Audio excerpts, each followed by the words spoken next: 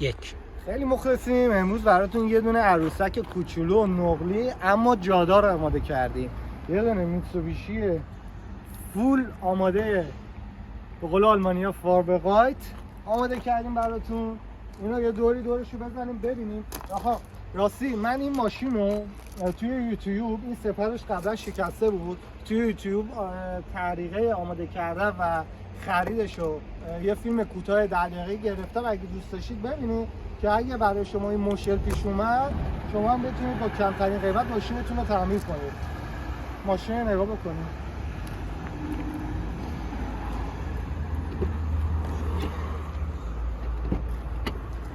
فیروز اگه میشه از عقب نشون بدی جلوی ماشین رو ممنون میشه. باش. مدل ماشین 2006 تقریبا 190 تا کار کرده.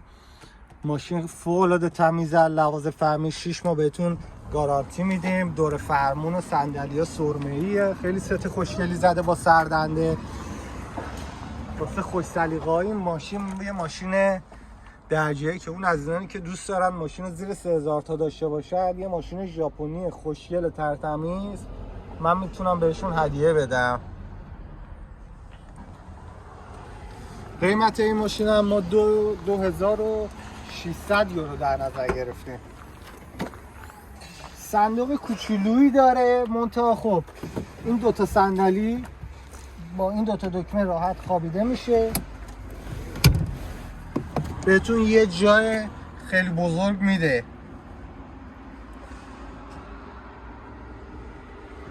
مصرف سوخت این ماشین هم تقریبا فکر کنم 106 باشه یا 105 حتی. اصلا مصرف سوخت نداره. هوا بزنید برونید، هوا بزنید برونید، هوا بزنید برونید. پستای قبلیمون هم نگاه کنید، ماشینایی که گذاشتیم.